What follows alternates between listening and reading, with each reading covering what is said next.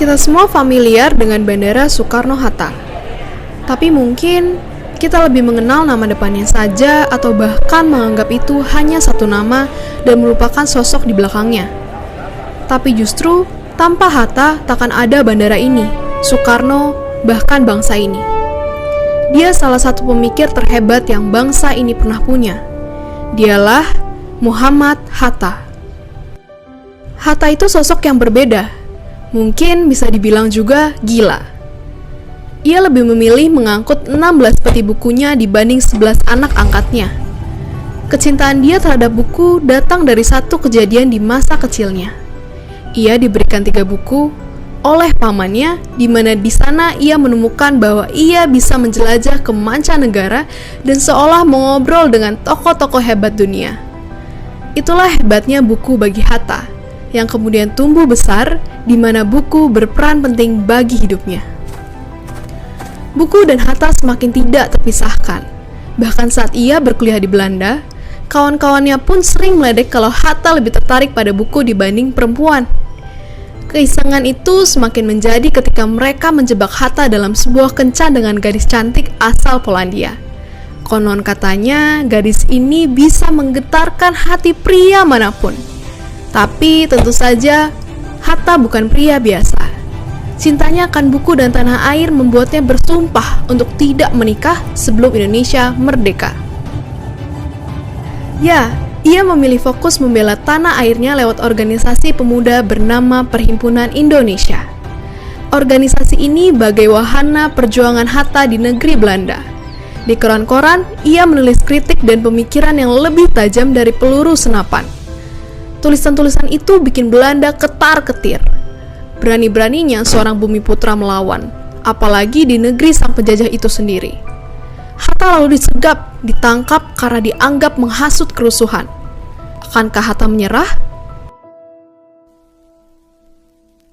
Tentu tidak. Dalam kurungan penjara, Hatta menyusun pembelaannya.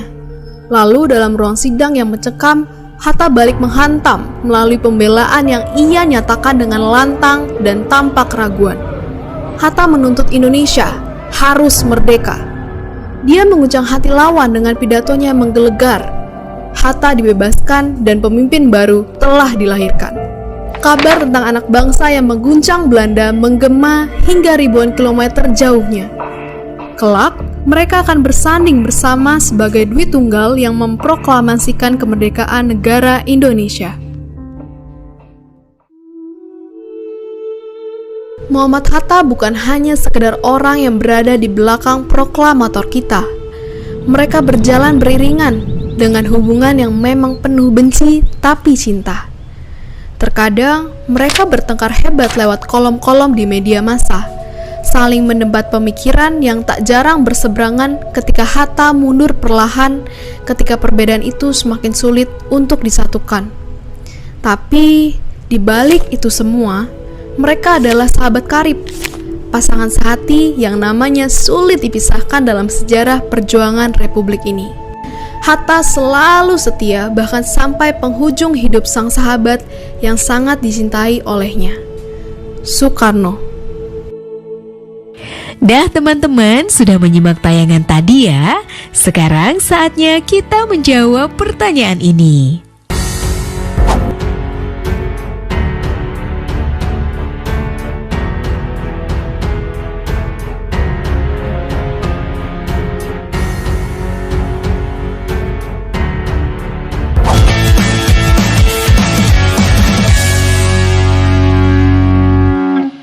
Pemirsa, terima kasih Anda masih bersama kami dalam informasi pendidikan. Direktorat Jenderal Pendidikan Dasar dan Menengah menggelar Festival Literasi Sekolah tahun 2019. Acara akbar bagi pemangku literasi ini dihelat pada tanggal 25 Juli sampai dengan 29 Juli di Jakarta, Tangerang, dan Bogor. Festival Literasi Sekolah tahun 2019 mengusung tema multiliterasi, mengembangkan kepribadian, dan menumbuhkan inovasi. Perhelatan Festival Literasi Sekolah juga turut diramaikan dengan berbagai kegiatan menarik, seperti diskusi, pelatihan, hingga peluncuran dan bedah buku. Salah satunya seperti yang dilaksanakan di Pajajaran Suite dan Convention Bogor ini. Sebanyak 100 orang peserta dari seluruh Indonesia mendapatkan pengetahuan literasi dari penulis buku terlaris, Trinity. Trinity adalah seorang penulis buku traveling, di mana karyanya telah direalisasikan menjadi sebuah film layar lebar. Harapan saya dengan kegiatan Festival Literasi Sekolah ini ya kita mendapatkan bibit-bibit baru yang penulis Indonesia yang semakin banyak dan semakin berkualitas. Lebih lanjut, Trinity mengatakan peran pemerintah yang meringankan pajak bagi penulis dirasa pemicu bagi Trinity untuk terus bersemangat dalam menulis. Ia pun berpesan kepada seluruh anak Indonesia agar banyak membaca. Melalui membaca, kita dapat lebih banyak mengetahui gaya penulisan. Tidak hanya itu, Trinity juga menggarisbawahi pentingnya berlatih menulis. Pertama adalah banyaklah membaca, karena kita dari banyak membaca itu kita bisa tahu ya gaya tulisan, diksi, apa yang terjadi di Indonesia dan sebagainya itu semua dari membaca. Pertama banyaklah membaca, kedua banyaklah berlatih gitu. Jadi kita jangan usah peduli dulu dengan apa kata orang dan sebagainya. Ya, tulis apa aja yang sebisa kita, sehingga kita sendiri nanti juga akan membentuk sendiri gaya kita bagaimana. Uswatun Hasanah, Aris Munandar, Televisi Edukasi. Duta Baca Indonesia sekaligus presenter televisi ternama Najwa Shihab berbagi tips untuk menumbuhkan minat baca. Penasaran seperti apa tips yang diberikan Najwa? Berikut liputan selengkapnya. Pasti tidak sedikit dari generasi muda Indonesia yang bingung dalam mencari ide untuk memulai menulis. Padahal ini bisa dimulai dari hal yang kecil, yakni sesuatu hal yang disukai dan dicintai. Hal inilah yang digarisbawahi Najwa Shihab. Temukan passion adalah kata kunci untuk memulai menumbuhkan kecintaan akan dunia membaca dan menulis. Penting untuk menemukan apa kesukaan dan kecintaan kita sebaiknya sedini mungkin. Orang kan selalu bilang ya, temukan passionmu. Dan kemudian berbuatlah agar passionmu itu bisa menghidupi kamu. Tapi terkadang orang salah mengerti akan passion. Dipikir passion itu bisa didapat, kayak kita mimpi. Tidur bangun-bangun, kayak dapat wangsit, ini passion saya. Padahal passion itu harus dicari. Passion itu merawat ketertarikan pada hal-hal kecil. Jadi jangan anggap enteng sesuatu yang mungkin kamu anggap, ini kan cuma hobi kecil-kecilan. Saya suka dengerin K-pop.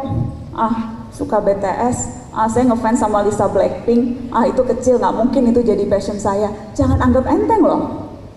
Suka musik pop Korea, cari tahu lebih banyak tentang orang yang kamu idolakan, belajar tentang budayanya, coba belajar bahasanya.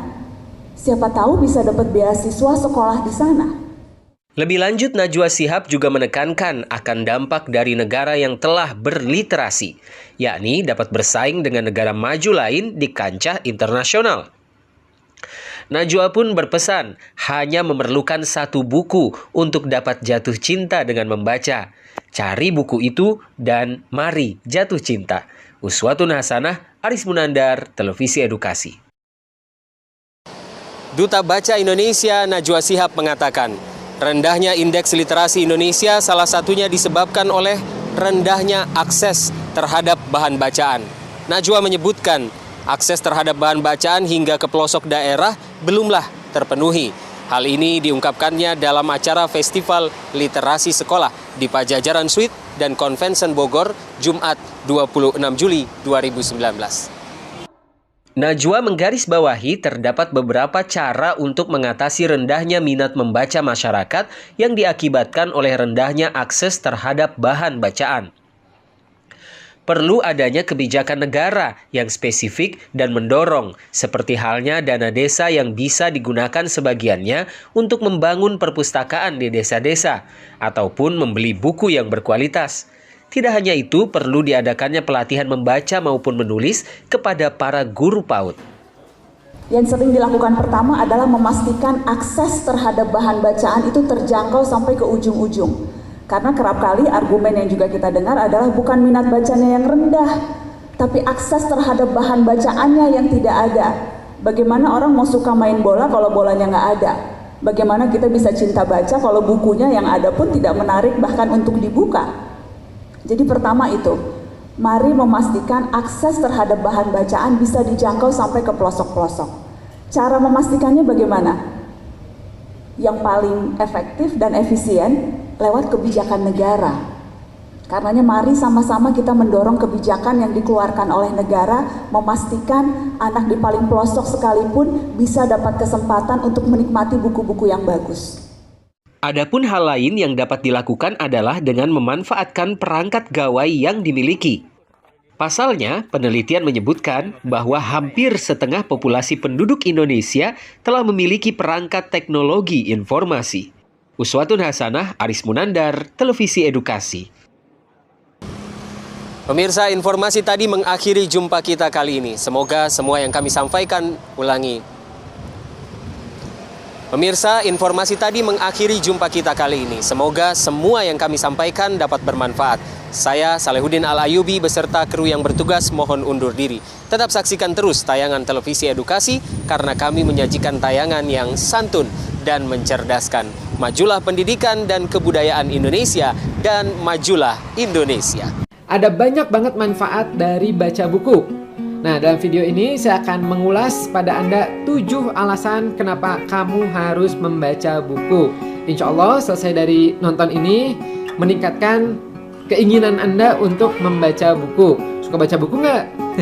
Nah, mumpung ya saat ini lagi banyak waktu yang harus dihabiskan di rumah, tidak ada salahnya Anda mulai menambah lagi buku-buku yang Anda baca. Manfaat pertama dari membaca buku adalah tentu saja akan menambah wawasan Anda, menambah pengetahuan, dan biasanya orang yang rajin membaca buku itu wawasannya pun lebih luas. Ya. Apalagi kalau buku yang dibaca itu semakin bervariasi. Contoh, misalnya buku psikologi dipelajari, buku tentang pengembangan diri dipelajari, buku tentang motivasi diri dipelajari, buku tentang, menambah untuk buku-buku lainnya pun itu dipelajari. Seperti misalnya tentang bagaimana cara mengajar secara daring, secara online, ya. Buku tentang bagaimana kisah orang-orang sukses itu bisa berhasil dan sebagainya, itu menambah wawasan Anda. Kemudian dengan baca buku akan meningkatkan daya ingat dan konsentrasi Anda. Ya. Udah cukup banyak penelitian yang membahas tentang ini. Jadi otak itu mirip dengan tubuh. Semakin dilatih, semakin bugar, ya, semakin kuat. Begitu juga dengan otak Anda. Otak itu bersifat plasticity. Plasticity itu dia bisa berubah, ya, sesuai dengan apa yang kita latih dan apa yang kita kembangkan. Begitu juga otak bisa mereduksi, bisa jadi pasif, ya, ketika otak itu tidak dipakai.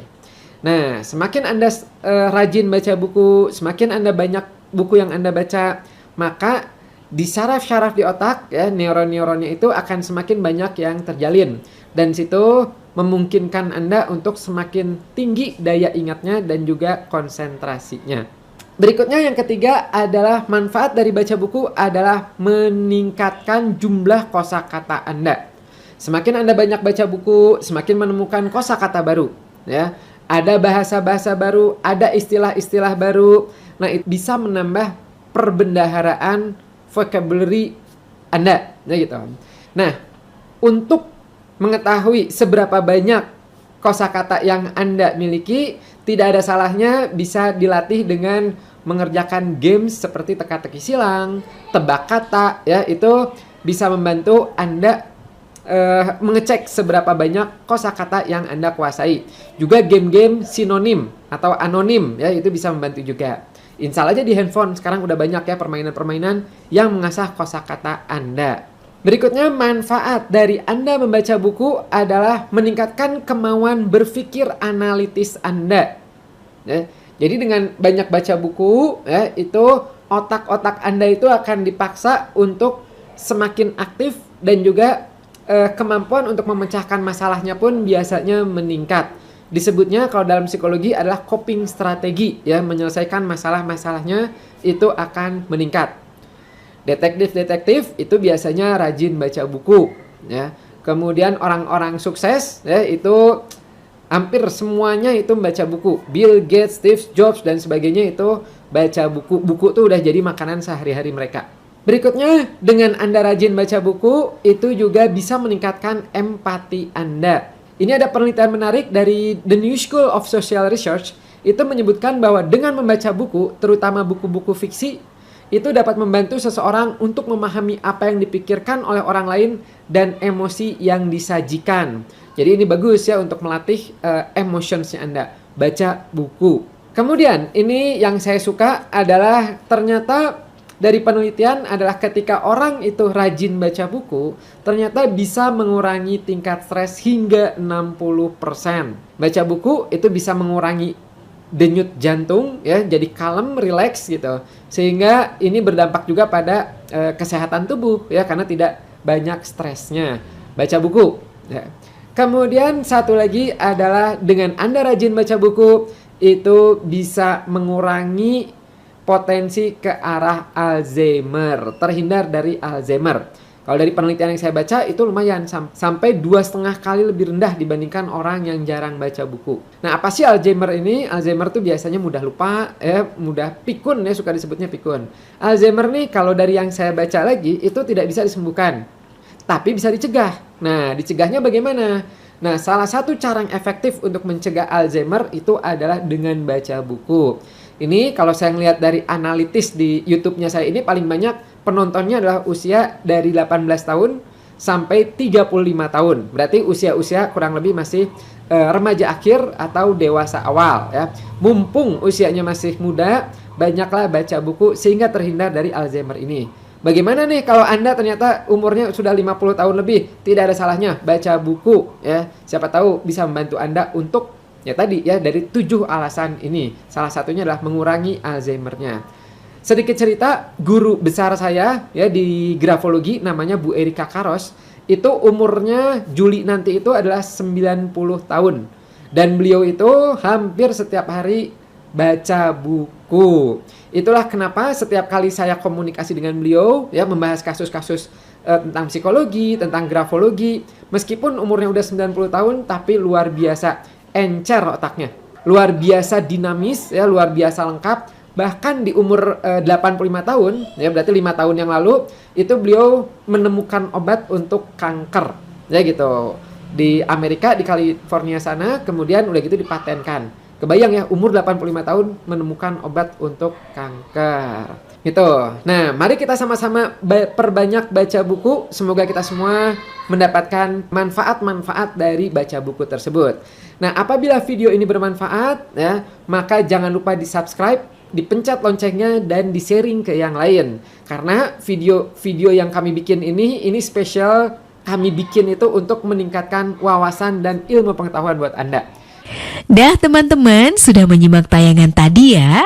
Sekarang saatnya kita menjawab pertanyaan ini.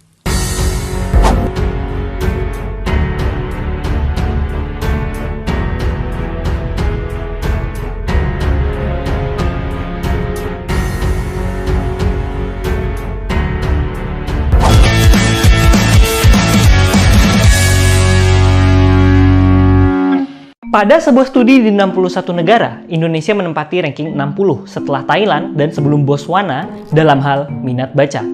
Dari 1.000 orang Indonesia, hanya 1 orang yang memiliki passion dalam membaca. Sementara, menurut Mihai Csikszentmihalyi, membaca merupakan salah satu aktivitas yang dapat membawa kita pada flow state. Artinya, membaca dapat menjadi sesuatu yang menyenangkan dan tak jarang dapat membuat kita lupa diri dan lupa waktu pada saat melakukannya. Tapi, gimana caranya? Berikut adalah 5 hal yang dapat membuat membaca menjadi mengasyikkan. Pertama, pahami gambaran umum dari buku tersebut. Membaca gambaran besar dari apa yang akan disampaikan oleh sebuah buku dapat membuat kita lebih menikmati paragraf demi paragraf yang akan disampaikan. Makanya, kita suka mencari review suatu buku sebelum membacanya. Kalau untuk buku non-fiksi, kita dapat melihat daftar isinya terlebih dahulu, atau melakukan skimming atau membaca cepat untuk mencari ide pokok dari suatu bacaan. Ketika kita memiliki bayangan gambar akhir yang akan dibuat, akan ada keseruan ketika menemukan keping-keping puzzle-nya. Kalau untuk buku fiksi, terkadang kita justru menikmati kejutan-kejutan dari bergulirnya jalan cerita. Ada orang-orang yang benci dengan spoiler atau bocoran cerita. Nah, sebenarnya ada juga sih penelitian yang menunjukkan bahwa mendapatkan spoiler justru membuat orang lebih menikmati ceritanya. Kalau kita pergi ke suatu tempat yang belum pernah kita kunjungi sebelumnya, kita akan fokus kepada bagaimana cara supaya kita sampai ke sana. Tapi, kalau kita sudah tahu rutenya, kita dapat lebih fokus pada pemandangan selama perjalanan. Nggak heran, terkadang kita suka membaca atau menonton suatu cerita fiksi berulang-ulang, karena ada hal lebih detail yang bisa kita dapati. Kedua, akrabkan diri dengan istilah yang digunakan. Ketika membaca buku yang penuh dengan istilah asing, tentu kita akan merasa tidak nyambung dan sulit mengikuti apa yang disampaikan oleh buku tersebut. Kalau belum pernah membaca buku-buku filsafat, tentu kita akan kesulitan untuk memahami sebuah novel yang menggunakan kosakata seperti eksistensialisme, solipsisme, realisme, kegelisahan ontologis. Makanya kalau kita ingin membaca menjadi suatu yang mengasyikkan, kita bisa mulai mengakrabkan diri kita dengan istilah-istilah yang digunakan di buku tersebut. Bagaimana caranya? Dengan membaca buku yang memiliki satu tema, atau bisa juga dengan browsing di internet, kita mengembangkan kamus di pikiran kita. Sehingga kita mampu memahami kalimat-kalimat yang disampaikan. Misalnya, sebelum kita membaca novel The Martian, kita dapat mengunjungi halaman Wikipedia yang membahas seputar astronomi dan astrofisika. Ketiga, cari keterkaitan antara cerita di buku tersebut dengan diri kamu sendiri. Menurut teori konstruktivisme, seseorang membangun pemahaman baru dengan cara membandingkan informasi baru dengan ide dan pengalaman yang sudah ada dalam dirinya. Sehingga suatu cerita akan lebih menarik untuk diikuti ketika kita dapat mengaitkannya dengan pengalaman pribadi atau hal-hal yang sudah kita ketahui sebelumnya. Dalam sebuah cerita fiksi, kita sering mencari-cari kesamaan antara diri kita dengan tokoh yang ada di dalam cerita tersebut. Sehingga kita juga dapat membayangkan bagaimana sih menjadi karakter di cerita tersebut, serta pilihan hidup apa yang akan diambilnya. Kalau untuk buku non-fiksi, itu sama juga. Ketika membaca buku tentang financial planning, kita dapat membayangkan pengalaman kita ketika jadi bokek karena impulsif beli barang-barang atau karena kebanyakan main. Nah, kalau dalam memahami buku-buku perkuliahan, kita dapat membayangkan sebuah algoritma pembelajaran mesin seperti permainan tebak-tebakan, atau mungkin mencoba memahami konsep-konsep fisika dengan pengalaman-pengalaman cinta. Keempat, baca buku dalam suasana yang kondusif. Untuk dapat menikmati aktivitas membaca, kita membutuhkan sebuah ruang untuk berkonsentrasi. Kita dapat pergi ke tempat yang nyaman dan tenang untuk membaca, dan kalau perlu, kita matikan HP untuk sementara waktu. Ada yang merasa nyaman membaca dengan iringan musik, tapi ada juga yang merasa lebih nyaman tanpa suara. Dan bagi beberapa orang, membaca di kereta dengan sedikit suara berisik dari kereta dan orang-orang di dalamnya juga dapat membantu kita untuk lebih fokus. Kelima, pegang kendali dalam membaca. Perlu diingat bahwa membaca membutuhkan suatu keterampilan. Setiap orang memiliki level skill membaca yang berbeda-beda. Tingkat kesulitan dari berbagai buku pun beragam. Pada akhirnya, untuk membuat membaca menjadi sesuatu yang mengasyikan, kita perlu mencari buku yang tingkat kesulitannya pas dengan kita. Misalnya, kalau belum bisa baca novel yang panjang dan rumit, baca aja novel-novel yang ringan dulu atau kumpulan cerpen. Atau sebelum baca buku The Wealth of Nations, On the Origin of Species, atau kitab-kitab agama yang tebal, kita bisa membaca ringkasan-ringkasannya terlebih dahulu. Kita juga nggak perlu tertekan untuk membaca buku yang semua orang baca. Pada akhirnya, kalau kita mau asyik membaca, kita membaca hanya untuk kesenangan semata. Nggak perlu diburu waktu dan nggak perlu diburu gengsi. Pelan-pelan kita akan mengembangkan skill dan kebiasaan kita dalam membaca. Sehingga nantinya kita dapat membaca buku-buku yang katanya berat dengan cepat dan menyenangkan. Maka dari itu nggak perlu ragu untuk memulai kebiasaan membaca. Karena seorang pembaca menjalani 1000 kehidupan sebelum dia mati. Seseorang yang tidak pernah membaca hanya hidup 1 kali. Terima kasih sudah menonton video kali ini. Jangan lupa share video ini ke teman-teman kamu supaya Indonesia lebih gemar membaca. Sampai jumpa di video berikutnya dan salam. Sekarang saatnya kita menjawab pertanyaan ini.